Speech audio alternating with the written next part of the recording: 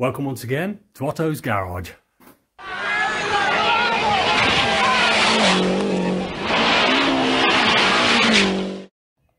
It's time to have a quick look at that water pump that we've picked up off the BMW.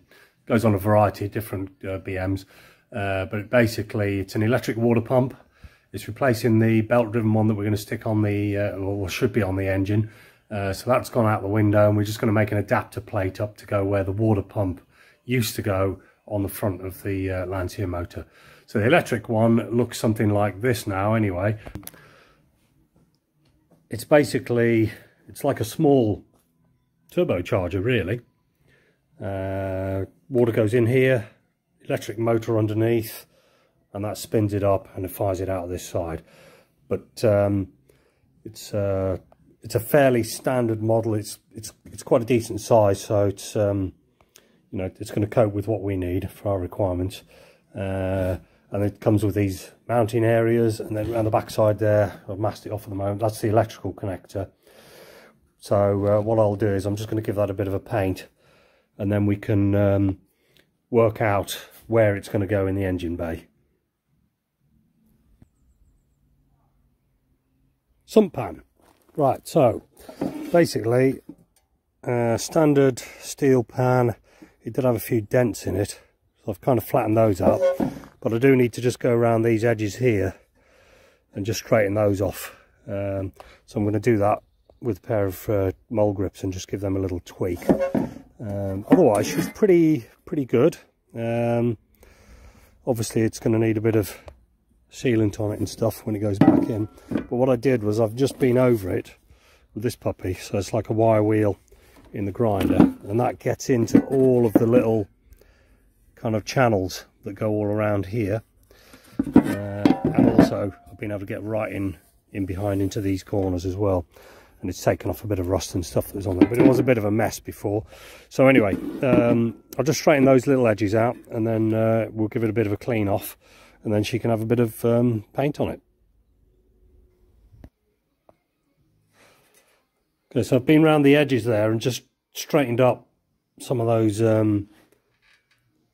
dings and dents and bends that were in there, and that in turn has let me kind of flatten off the surface, because where that gasket goes on the sump, that's got to have quite a good seal, because otherwise it's not going to stop the drips of the oil. So what I've done now is basically I've been able to just drop that over the sump there, and we can see that she's sitting pretty good round there now. Before there were a couple of areas where it was lifted up.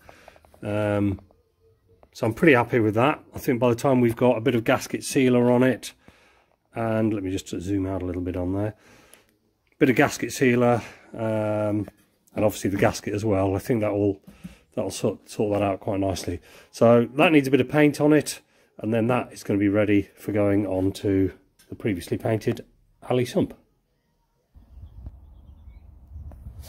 And there it is. What I've actually painted that with is very high temperature barbecue paint. So it gives that kind of look of being it, you know, a powder coated look really. But obviously it's not going to melt, and hopefully it won't flake off. But that's worked out quite well really. Just a bit of care and attention, knocked out some of the dents. There's still a couple there that are in view, but yeah, pleased with that. That'll look good.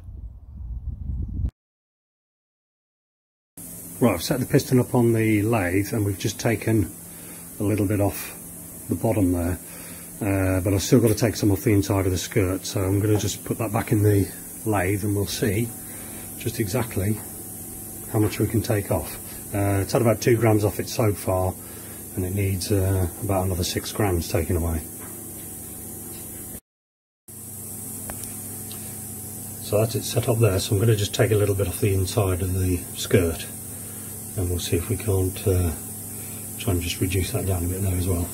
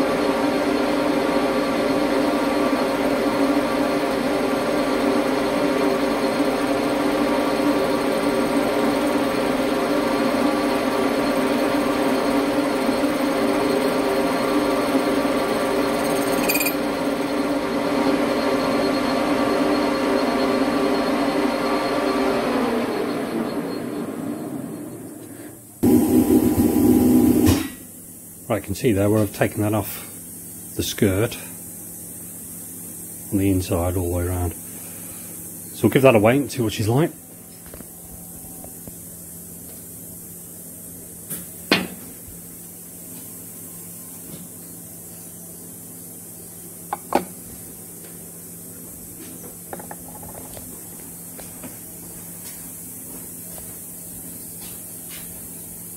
$5.80.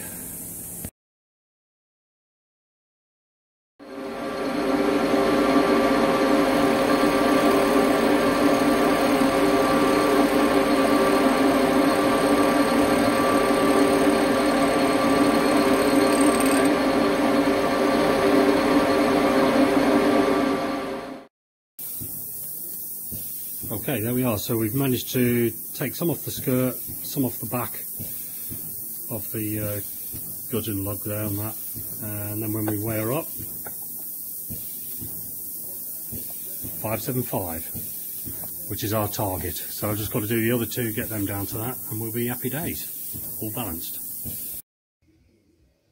Right, well that was quite cool. I liked working that lathe there.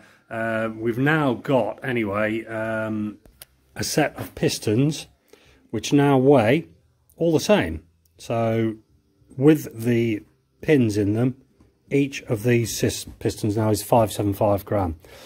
So that's cool. So that's all fully balanced. So you can just see where that material's come off, just on the underside of the skirt, and obviously on the mount where the gudgeon goes through as well. But and of course this one down here we haven't had to do anything with because that was our light one. So the other three have all been machined to the correct weight. What I would say is that on some of these videos that you see, people are attacking in the inside of the crown in here with like a drill, or drill it all out there and like that. That's not a good idea, taking strength away from it there. The underside of the skirt's definitely the best place to go with it, and we've just given this a light skim here, so she should all be good anyway. So what we're going to do now is get the gudgeons put back in, and then we can get the rods on and get them mounted up in the block.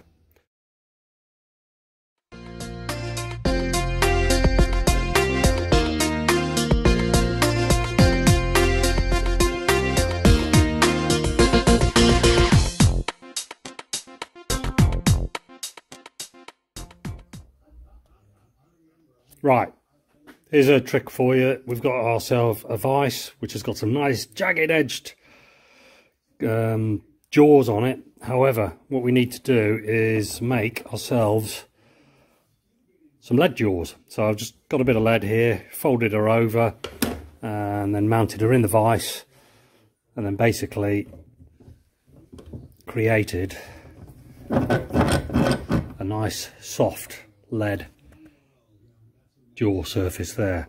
So when I mount things like the conrods in there to get the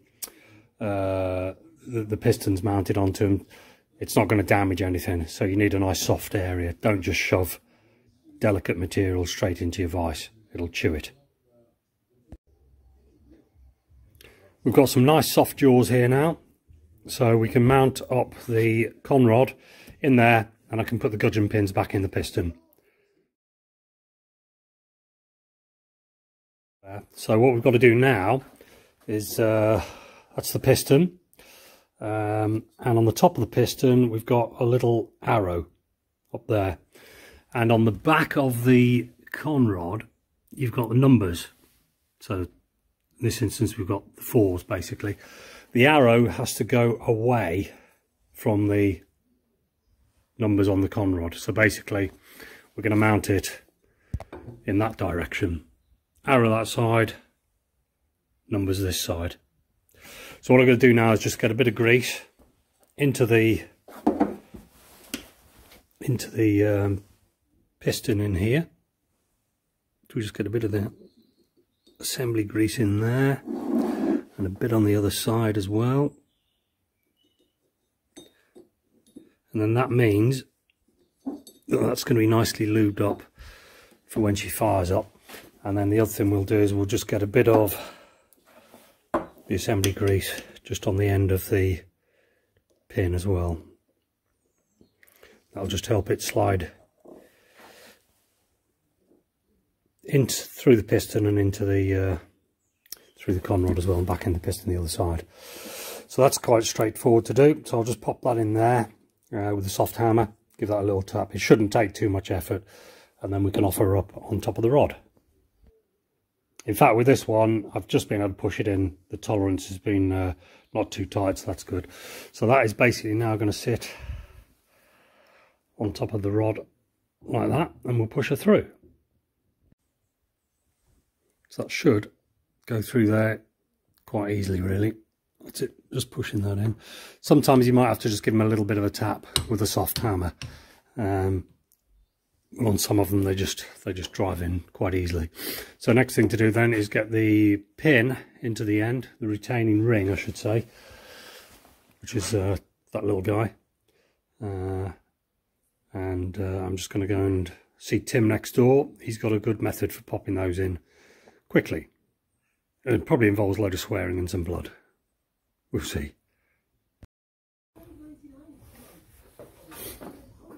Right, so the gudgeon pin's in the piston, and you've basically got to get this little ring in to that hole.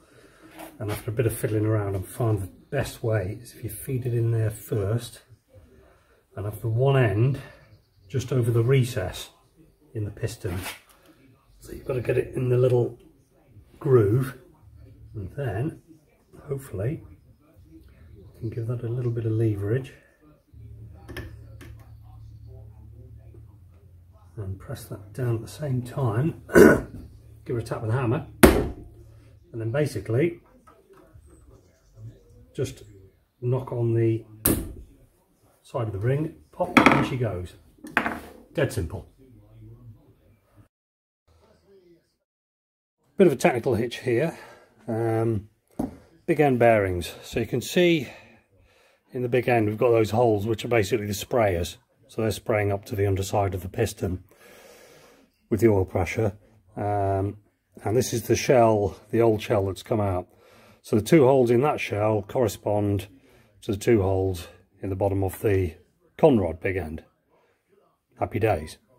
Right, however, I've ordered a set of the big end shells, and this might be something that you guys need to know, because that's the part number on it.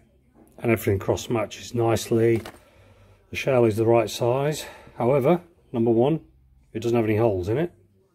And number two, the keep, which as you look at the, didn't get a bit of focus, yeah, is over on the right hand side as you look at it.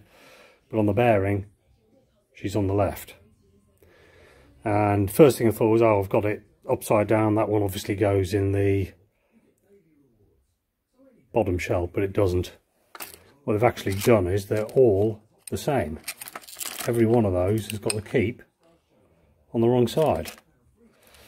So I don't know what the bloody hell's going on there, but basically that glyco part number, which I know I've checked on AECar's website, that doesn't work on this, and the Fiat part number is slightly different. I'm going to just see whether I can't get that in focus. You can see that just on there. So that's an original Fiat shell. Come on, focus. Either way, the part number on there is 5983961. So I know it's a genuine Fiat shell because it's stamped on it. So that's what we need basically, is that shell set for these pistons, but it's stopped the job at the moment. I can't get those in, but in any event I'll get on the blower and see what I can find. Right, because I can't put those pistons in at the moment, I've just decided just to drop the sump back over the bottom end just to keep it all clean and tidy. So that's the alley portion of the sump, which has got the baffles in it, which you can see there. So that's to stop oil surge when you're going around the corner left and right. And then on top of that goes the actual pan, the oil pan itself, which is the one that we painted up earlier. So I'm just going to put some temporary bolts in that, 3 or 4 bolts in there, and then at least that means that's going to keep the underside of that engine clean for the moment while we're waiting for those big end shells to arrive. Right, the other thing I've done is I've just bolted up the manky old alternator. Don't worry, that's going. I need a uprated one of those because basically we've got so much more electrical equipment with regard to the various pumps, etc. But I just need to see where that's going to go, because obviously what we will do now is we'll be running a belt under the tensioner and then round the a belt under the tensioner and then round the pulley at the front of the crankshaft there. So I really just want to see how that's all packaging together, because the big thing that I'm concerned about is where this pipe out of our water pump blank off is going to go. And I'm kind of thinking that I should be able to get that across here, across the top of that, and then it can get up to the electric pump, which will be up on the bulkhead somewhere. So we're just trying to finalise routes for plumbing, etc. as well. Okay, so I put a post out asking what a certain part was, and we had a few amusing answers, ranging from the correct one down to things like a belt-driven supercharger, etc., stuff like that. But in any event, it is in fact a water pump, actually looks like now. So I've basically just given this a bit of a coat over, just tidied it all up. It's a BMW water pump, electric. And it obviously does away with the mechanical pump on their cars, and that's what it's going to do on ours. However, we've got a little connection down the bottom here, and I'm not quite sure what is going on there. We've actually got 4 terminals in there. You can see 3 of them. One of them's hiding in the dark. There it is. So we've got 4 terminals down there. So I'm guessing that on the BM it's got some kind of drive from a brain or something like that that makes it work when, you know, off the thermostat, when the engine's still hot, it can keep running afterwards. But what I'm going to do is I'm just going to have a look under here, take those screws off, get off that access gap, and see if we can't find out where those terminal cables go to and whether we can get it running. Okay, so inside, I didn't expect anything less. Nice O-ring seal on there, typical BMW there, and also a whole load of electrics going on. Some kind of heat sink, I'm guessing, on that. But in any event, I really need to have a look and just see what those 4 terminals do, which one's live, which one's neutral, what the others are for, basically. So I'm going to go and have a bit of a poke around on the web, see if I can't figure that one out. And welcome back. Right, this is quite simple. So basically we've got pins 1 to 4 running across this way, number 1 on the right, number 4 on the left. The outer 2 pins are the main ground and supply, and the inner 2 are PWM 12 volt ground and supply. So the PWM is the pulse width modulator. It means that basically we can adjust the speed on this motor, with it being a 12 volt DC motor. So that's what all this gubbins is doing in here, basically. And what I'm going to look at doing is whether we can therefore have it adjusting, say for example with temperature rise. So if it starts to get hot, it can fire it through quicker. If it's colder, it can go slower. So that's what we'll have a bit of a look at and a bit of a play around with.